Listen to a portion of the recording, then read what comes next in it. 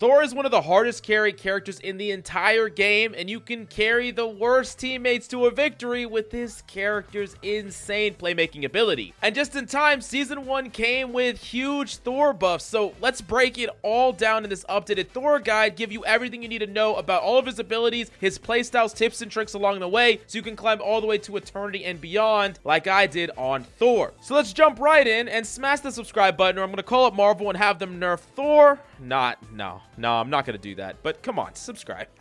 Now, first, we gotta talk about Thor's passive, Thor Force. So after you use any ability, if you hit your enemy's back, you're gonna generate one Thor Force. You'll actually see the little hammers in front of your character. One of them is gonna be highlighted with a white little highlight when you can hit an enemy and get a piece of Thor Force back. You also slowly regenerate your Thor Force over time. And this is gonna be the thing that you use on any of your abilities. Thor Force is your bread and butter, so it's a good idea to learn how it works. Now, whenever you use one Thor Force, you're gonna gain 100 HP. So this is gonna be whenever you use any ability that just consumes one Thor Force, you're gonna get a boost of 100 HP. But when you use all three at the same time, specifically with your ability Awakening Rune, you're gonna gain 200 HP. So you're not gonna gain 300 from using all three at the same time. You're actually capped out at 200 plus. Now, Thor's primary, Mjolnir's Bash, is going to be a basic hit, but it's also going to generate some Thor Force after you use an ability, and it can be comboed with his alternate Thor Hammer. So, Thor Hammer is going to do 70 damage on hit or 30 damage on returning to Thor if it didn't hit the target,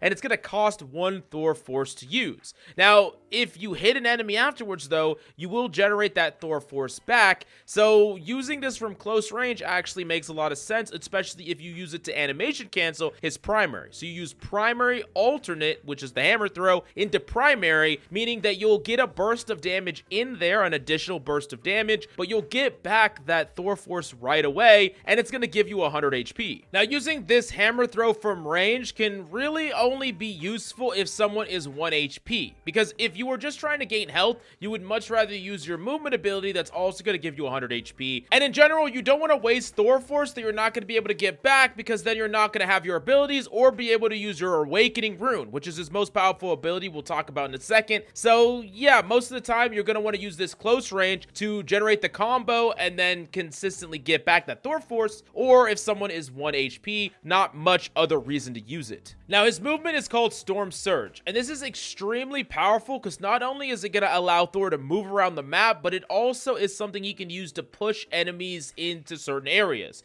He gets to displace enemies, putting them where he wants to push them. Maybe he wants to push an enemy away from his team, or he wants to push an enemy tank into his team. He has all these options. And one of the most powerful things you could do on Thor is actually drop down from a high ground, push an enemy Doctor Strange, for instance, into your team out of position. He thinks that he's going to be safe. He is playing a certain corner or a area on the map, and now all of a sudden he's closer and closer into his team. Now, this is going to use one Thor Force, but it's going to give you 100 HP as well, and if you hit an enemy afterwards, you're going to get that Thor Force right back, so you can pin someone, hit them, get Thor Force back, pin them again, and just kind of rinse and repeat that cycle while gaining health. Now, you're only going to go 10 meters at no charge or 20 meters at full charge, and it's going to move an enemy if you hit them 6 meters with no charge or 13 meters with charge. It's also going to have slightly different damages from no charge to full charge at 40 with no and 60 with yes. Now, something about Storm Surge that's really deceptive is it makes Thor deceptively tanky and hard to kill. A lot of people are going to be chasing you down, trying to focus you,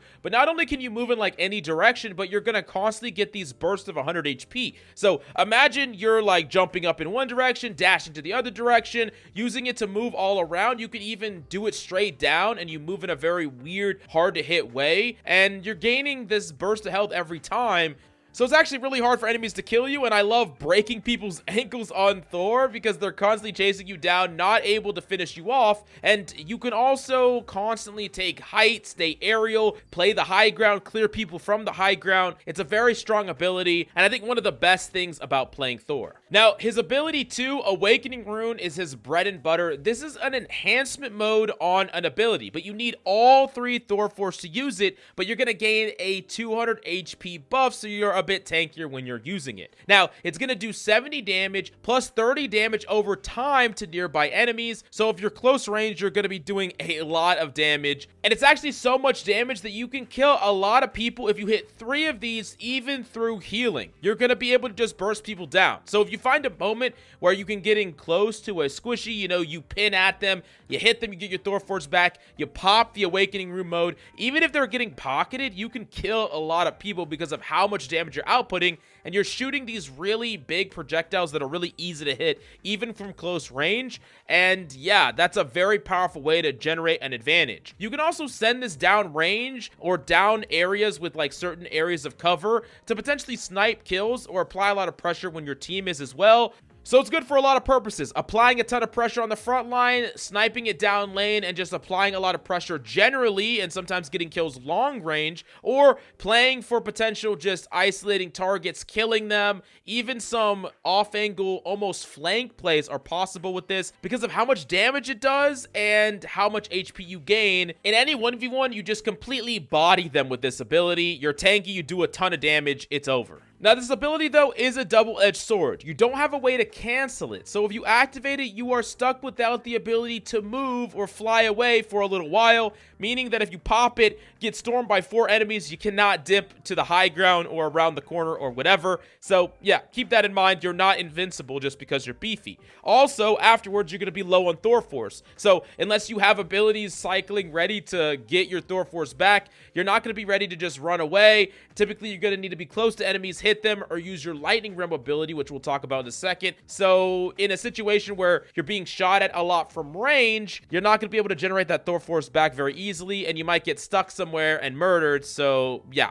keep those things in mind. Double-edged sword, but still super strong. Now for recovery, he has Lightning Realm, which is his sphere, and it's going to do 40 damage to enemies inside, and it's on a 12-second cooldown, so it's pretty beefy of a cooldown. But if enemies are inside, when you activate it, you're going to get 1 point of Thor Force. So if it's like 2 or more, you're going to basically get all your Thor Force back. So, you know, you use it on a corner or an area where enemies are walking into or enemies are around, and you can pop that, get all your Thor Force back, pop your Awakening Rune, and then just kind of go to town. In addition to that, this is going to slow enemies that cross the boundary by 30%. So when they're slowed, taking damage, and then getting blasted in the face by Awakening Rune, it's easier to hit all your Awakening Rune, it's harder for them to run away, and they're basically just gonna fall over and die, like very, very quickly. It's also super good on corners and chokes, especially if you're playing a like choke battle with another tank, like a Doctor Strange, for instance. You can throw it in the choke, and then he has a really hard time pushing past it because he's gonna get slowed, and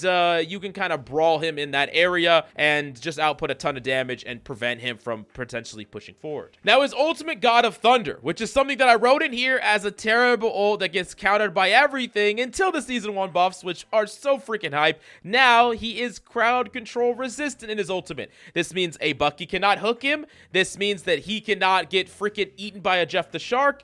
This is amazing. I can't stress this enough.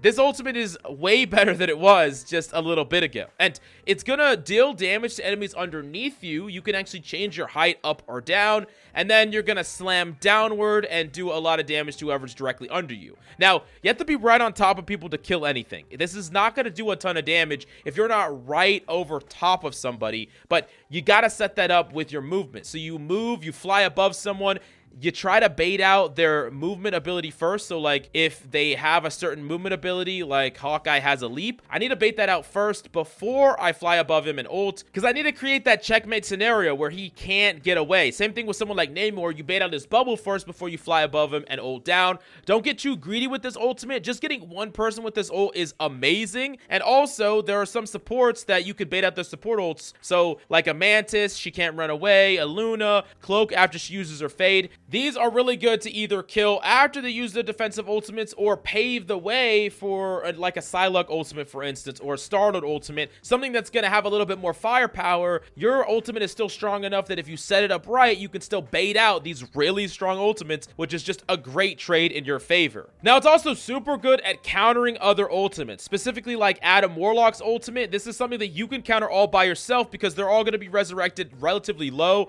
and be all in the same spot. You fly above them them, you ult, you shut down that entire ultimate. Jeff the Shark ultimate. Now you can't even be crowd controlled. So he pops his ultimate right on top of you and your team. You just pop your ultimate right in response to it. You're not going to get eaten. You're going to slam down on him, kill him, and save your whole team. Just freaking amazing. I'm actually so hyped about this buff. It's unreal. Now, here are the 5 big things that you need to know, from playstyle to counters to synergies. These are the things that are going to make you a great Thor player. Number 1 is that Thor is not what we would call a main tank. He does not want to be frontlining alone. There's a lot of tanks that have the capability to do that. Let's take Doctor Strange or Magneto, for instance. These characters have ways to defend themselves, protect themselves, right? They have shields, mitigation, bubbles. Thor does not have that. He can gain HP, but he doesn't have anything to let him just stand in the open. So if you're going to stand in the open as a tank, you do not want it to be freaking Thor. But Thor can do many things that other tanks cannot. He can mark enemies, which means to constantly contest them. A Hela on the top right high ground. He can fly up there and take the fight to her. A Hawkeye playing alone. He can go to that person, shut him down, or even a diver in your backline. He can pin these people, get them off of your supports. If we were using Overwatch terms, he would be considered an off tank. Someone that is good at denying enemy plays, denying enemy playmaking ability, and also has the flexibility to make plays himself a lot more. But if you're trying to solo tank as Thor, it's going to be rather difficult unless you're just way better than your opponent. Now, Thor is going to synergize best with a frontline tank. Someone like Strange, Mag, Groot, now with the new buffs Cap, but we'll talk about that in a little bit.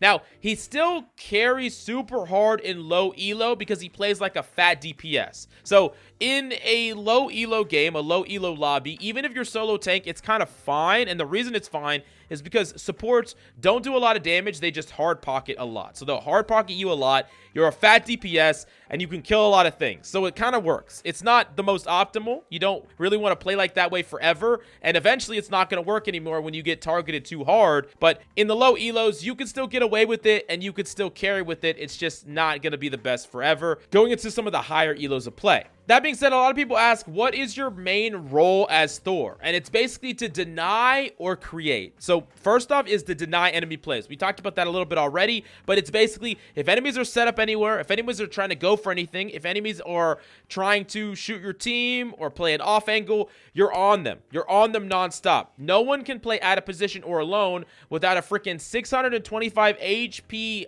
beefcake on their goddamn ass. Like, that's your job, is to basically give them no space to make an error, no space to make a mistake. You're corralling people, you're contesting people, and you can do it without risk. So, like, if there's a, let's just say Hawkeye again, on a corner or an angle or anything, right? Any of your DPS go, your Psylocke goes, your Black Panther goes, your Winter Soldier goes, whoever goes to contest that person, they're risking their life in a way that you would not, because you're much bigger, you have a lot easier time staying alive. So that person, if they're by themselves, they're just going to get crushed. They're going to get fallen over. And sometimes that means that you go for somebody, but you see they have a support with them or whatever, you dip out. And that's another thing. You can dip out just as easy as you entered an engagement. And that's really cool for Thor because you find moments of advantage and you can just run away from disadvantage. You're kind of poking and prodding enemy teams until you find that opportunity or you find that person out of position and then you capitalize on it and shut them down. The other thing that you do on Thor is to create plays for your team. You are in a lot of ways a facilitator. So this might mean you're going to push someone from the high ground off the high ground into your team. This might mean you're pushing a Strange further into your team than he wants to be in, right? He's pushing a little forward, you're pushing him all the way forward. You are creating these opportunities for your team to generate an advantage, and you're doing that with your mobility, with your crowd control, and with your giant burst of damage out of nowhere. I really do think that Thor gets to kind of play the best of both worlds, where he gets to have the high impact plays like a DPS, but also can deny things and hold areas and space on the map that DPS just could never do without risking their life very, very easily. So yeah, Thor just kind of gets to do it all, be a fat DPS, be a tank, be everything all in one. Now, the third thing that you need to do is abuse height. So the future Tokyo, the first part of it is like the best map for Thor because he gets to kind of rooftop ride. And in general, you want to be up above enemies at all times. Oftentimes, Thor will do a hit and run style where he'll drop behind somebody,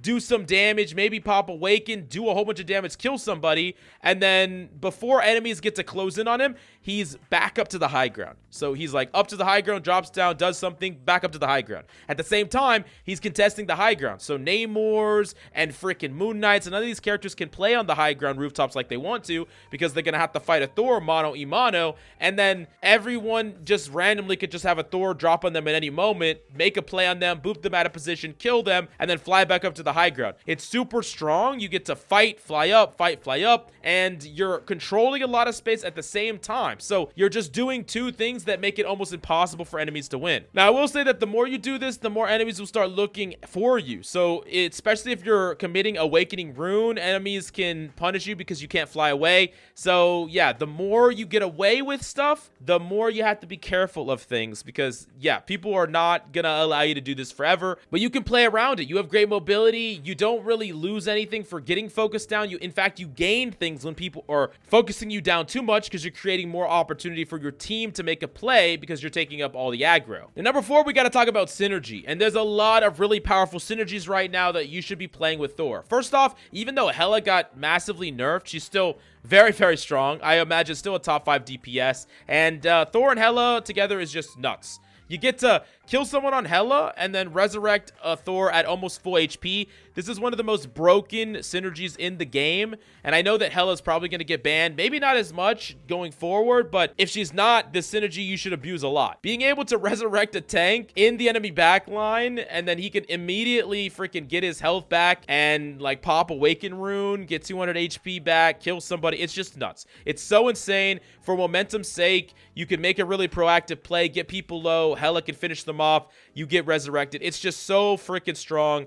Can legit carry any game under Diamond with this duo. So yeah, Thor's, find a Hela's, carry games, it's easy. Now we also get more synergy where Storm and Cap both get extra lethality playing with a Thor. And both those characters got massively buffed as of Season 1 to the point where they're both going to be way more viable than before. Thor got buffed, so the synergies are just great all around. You take characters that are good by themselves and add this extra bit of synergy that increases their lethality on top of it, and you're just cooking up something really, really good. And I can imagine like a Hela, Storm, Cap, Thor composition that just would be so annoying to deal with. They're attacking on a lot of different axes. Cap and Thor can actually legitimately dive together, and Cap being so tanky means that he can frontline when needed. I think it's just super, super strong, and yeah, you're going to want to abuse synergies a lot with this character because they are just so good this season, and you get a lot of free value, which is always great. Now, what are the counters to Thor? What are the things that you need to be most worried of? Specifically, Bucky is a menace. You do not want to get pulled out of position against a Bucky, and you're going to have to adopt your play around him because if there's a Bucky, you can't frontline. Like, under any circumstances can you frontline. You'll get pulled in, you'll get murdered. You have to allow your other tank to frontline, and if you don't have one, you gotta play extremely passive as more of a denial or someone that's only gonna do damage from range with your Awakening Rune. You can never be proactive against that. So it's cool that Thor gets to do that, but realistically, you gotta make sure that you're changing how you play against a character like Bucky, or you're just gonna die. You're gonna get farmed by him over and over and over again. You can definitely pick your fights when your team has a lot of momentum and go in, but the majority of the time, you play on the front line, you get hooked, you get murdered. You can't do that against a Bucky. Now, Penny is also a character that can be pretty annoying because it's really hard for you to destroy her mind generator. You don't want to pop your Super Saiyan form to destroy it, so you need someone else to do it, and we all know how that goes. Most of the time, you're also going to have to change up your playstyle, be less proactive and more reactive until the Penny mines are down, but you're actually really good at trading frontline damage against a Penny, so you don't have to dive in against a Penny. You can just be, you know, a Awakening Rune beast on the front line. Now, there's some characters that you have a really hard time contesting, like Psylocke and Star-Lord, especially Star-Lord. If he's playing the high ground, he's really hard to contest. He'll just keep zoning you away. It's not really your job to do so. So some characters you can catch off guard, like Psylocke sometimes when she's in, but most of the time these characters are going to play too far away from you, and it's not your job to directly deal with them unless you know they're low cooldown, out of position, or they're just not paying attention to you, and you just smack them on the side of the head with your freaking lightning bolts, and yeah, you're just doing giant chunks of like almost 100 consistently, so you just kill them out of nowhere. Now, Thor has so much playmaking potential, but he does require a lot from you, whether it's mechanics, positioning, to adapting your play on the fly. But if you do master him, you can carry so many games, and I highly recommend you do. But let me know if you have absolutely any questions in the comments down below. Make sure you smash the like and subscribe if you learned something, and let me know what guides you want to see next. Thank you, and I'll see you next time.